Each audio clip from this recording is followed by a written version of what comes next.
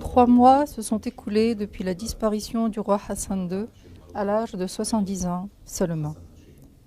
Son règne de 38 ans a été marqué à la fois par son attitude modérée dans le conflit israélo-arabe et par sa bienveillance envers ses sujets juifs, auxquels il a accordé la liberté d'émigration et plus tard l'autorisation de revenir dans leur pays natal s'ils le désiraient. Les organisations, comités et associations du judaïsme marocain en Israël, réunies ce soir, se recueillent avec amour et ferveur dans une minute de silence à la mémoire de ce souverain éclairé.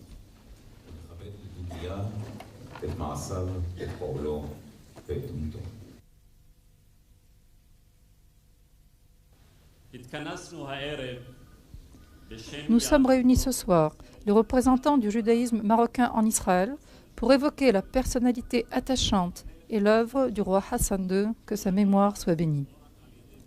Le roi Hassan II jouissait non seulement de l'estime de ses sujets, mais également de l'estime universelle pour la sagesse de sa politique et son humanisme.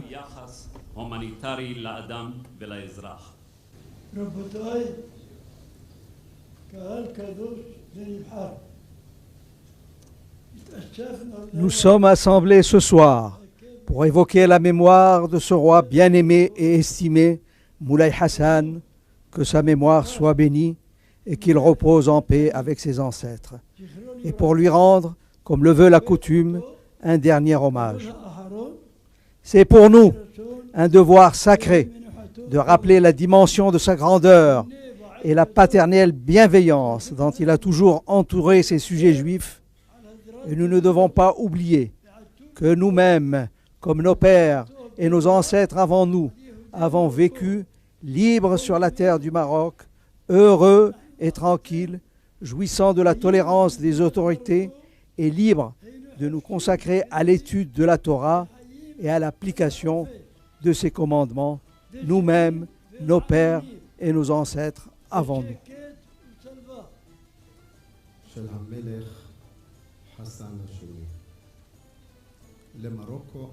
Tu es, toi, Hassan II, le Maroc tout entier à mes yeux. En toi sont réunis ce qui fait sa grandeur et son originalité.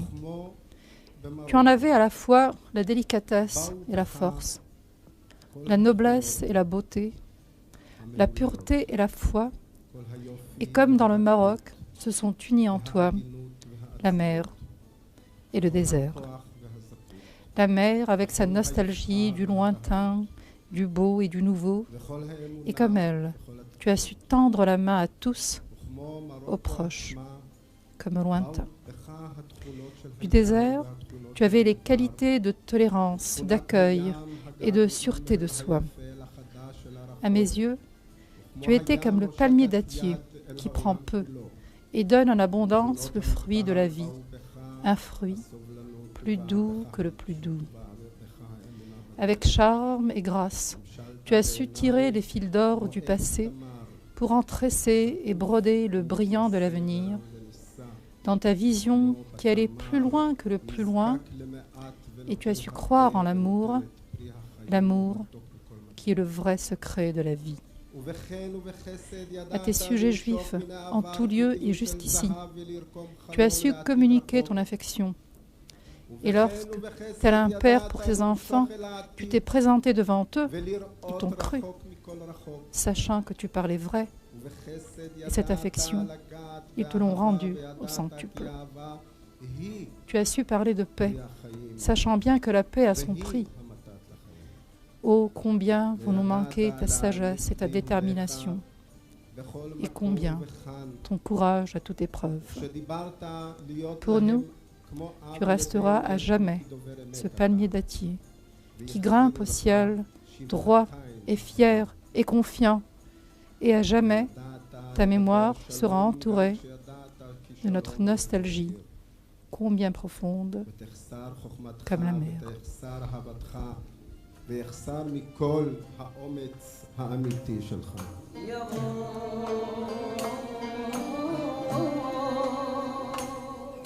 דודי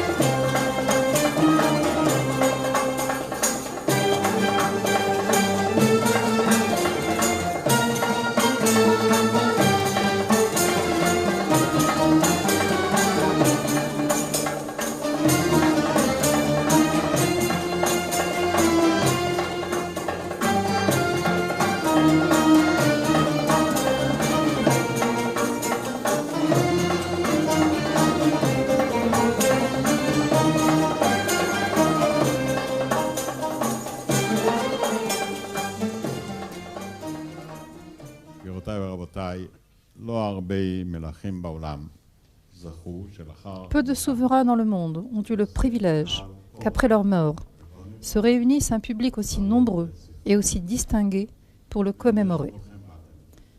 Je sais que vous êtes tous là ce soir, non pas par obligation, mais poussés par le sentiment profond qu'un être cher nous a quittés, qui a apporté sa pierre à l'œuvre de paix au Moyen-Orient. Je suis profondément touchée par ce rassemblement et je sais aussi que des centaines d'invités sont restés dehors, faute de place dans la salle. J'ai été aux obsèques du souverain Araba et j'ai vu des centaines de milliers d'hommes et de femmes en deuil qui remplissaient les rues, juchés sur les toits, les terrasses et les arbres. C'étaient des obsèques où il y avait le moins d'ordre et le plus de larmes. Les gens pleuraient sans retenue et je me suis alors souvenu de la dernière image du roi aux Champs-Élysées le 14 juillet, quand il passait des troupes en revue, dernier hommage de la France à un souverain ami. Il avait conscience de la gravité de son état, les autres aussi. Il était amaigri, pâle et souffrant, mais gardait la tête haute et l'allure altière comme nous l'avons connu. סובל, אבל זקוף ומשוכנע בדרכו. הוא לא איבד לרגע את העניין האמיתי, לא עצר. À aucun moment, il n'a perdu son dévouement pour l'intérêt véritable du monde arabe à faire la paix. Il avait accepté d'être le support sur lequel devait se tenir Anwar Sadat et de permettre ainsi à Moshe Dayan et à Touhami de mener leurs négociations secrètes sur sa terre. Et à nous, Israéliens, il n'a jamais laissé de repos pour essayer de nous convaincre de parler avec Arafat et que l'heure était venue d'ouvrir le dialogue avec le chef de l'OLP. Je sais également qu'il a toujours encouragé Arafat à abandonner la voie de la terreur pour parler enfin avec nous. Il a fait entendre sa voix, qui était bien isolée dans un monde arabe, hostile dans son unanimité, une voix qui appelle à la paix. Il fallait pour cela beaucoup de courage, mais également un sens aigu de l'histoire. C'est pour moi un agréable devoir de commencer par rendre hommage aux autorités marocaines pour la bienveillance dont elles ont toujours entouré les sujets juifs de leur pays. Dès son accession au trône, le roi Hassan II avait levé toutes les entraves à la liberté d'immigration. Un hommage particulier doit être lui rendu pour sa contribution humanitaire au transfert des ossements des naufragés du Pi-16.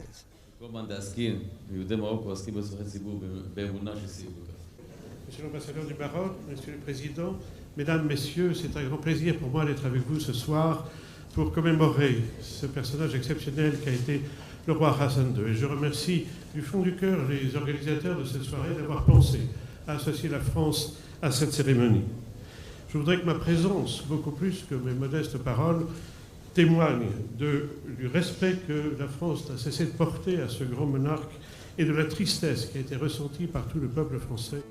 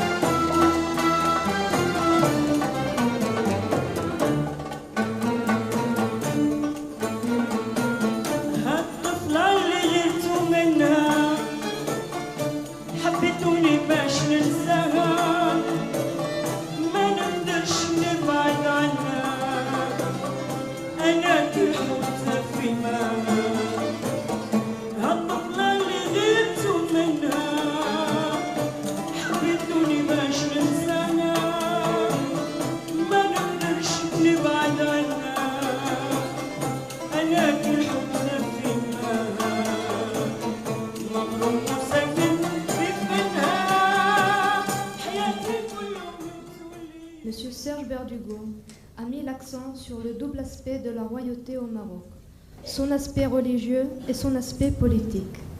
C'est ce double aspect qui a fait l'originalité du règne de feu le roi Hassan II. C'est aussi ce double aspect qui est à l'origine des relations très particulières entre la maison royale alaouite et les communautés juives du royaume.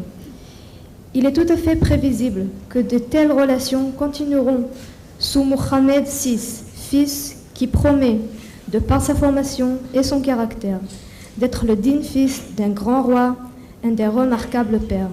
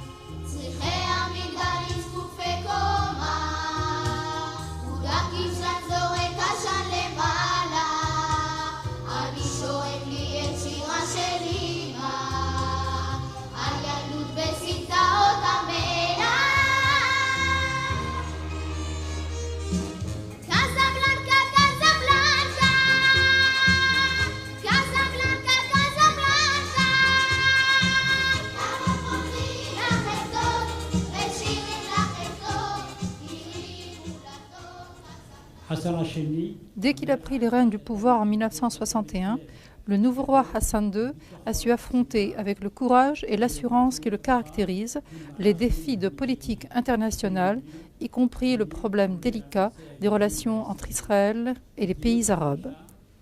Sur le plan de politique intérieure, il a discrètement permis l'émigration de quelques 100 000 juifs. Il ne fait pas de doute que Hassan II fut un homme d'État à la fois audacieux et pondéré.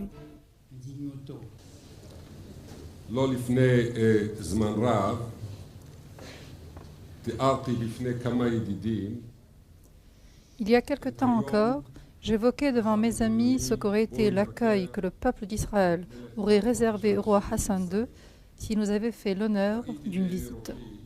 J'imaginais les foules qui seraient venues l'acclamer et lui exprimer leur estime et leur admiration comme l'un des plus grands dirigeants de ce siècle. Malheureusement, malgré les multiples invitations, cela n'a pas eu lieu et c'est bien dommage.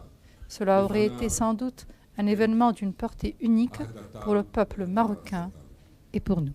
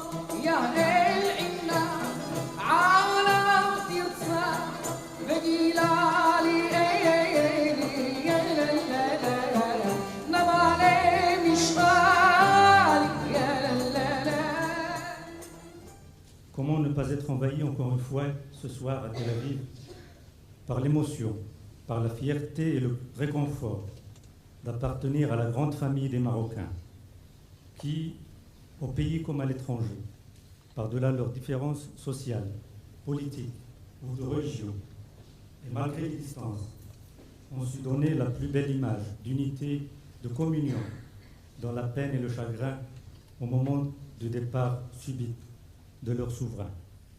Il ne fait pas de doute que c'est pour nous un devoir sacré de perpétuer la mémoire de ce grand roi que fut Hassan II. Je voudrais plus particulièrement rappeler son geste le plus humanitaire, celui d'avoir autorisé le transfert des ossements des naufragés du Pisces. J'ai eu le privilège d'avoir été chargé de cette mission par les divers chefs de gouvernement, Shimon Peres, Yitzhak Shamir et Yitzhak Rabin, béni soit sa mémoire. Shimon Peres m'avait chargé de la première mission en 1983. La réponse du roi fut spontanée et positive, mais il fallait attendre pour son exécution le moment propice. Il a fallu attendre en fait bien de nombreuses années en raison des tensions politiques et des actes d'hostilité. Avec l'arrivée au pouvoir d'Yitzhak Rabin en 1992, nous avons repris contact avec le roi. Dans la lettre que Rabin m'avait confiée pour la remettre au roi, il écrivait qu'il ne suffisait pas de plaider pour la paix, mais qu'il fallait aussi aider les faiseurs de la paix. Ainsi, Feu Sa Majesté Hassan II, pour rendre hommage aux démarches de paix d'Yitzhak Rabin, a permis le transfert des dépouilles qui devaient être inhumées au mont Herzl à Jérusalem et qui eurent droit à des obsèques nationales. Avec l'autorisation de Shimon Peres, je dévoilerai pour la première fois 2 secrets. Le premier, que ce furent des soldats et des officiers de l'armée royale qui déterrèrent les corps et qu'à chaque fois qu'ils déterraient un corps, ils s'arrêtaient pour saluer. Quant au deuxième secret, c'est à bord d'un avion mis à notre disposition par le roi que nous avons procédé au transfert direct d'Al-Hoceima à Lod des 22 corps des naufragés déterrés.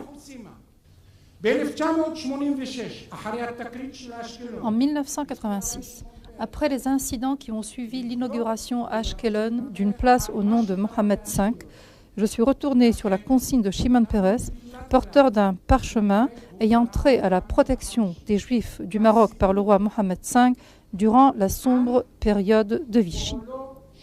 En remettant à Hassan II dans son palais à Casablanca le document signé par 71 personnalités juives comme le nombre des membres du Sanhedrin, j'ai ajouté que ce document mettait fin à la controverse sur la protection étendue de Mohammed V sur les Juifs de son pays contre l'application des lois raciales de Vichy.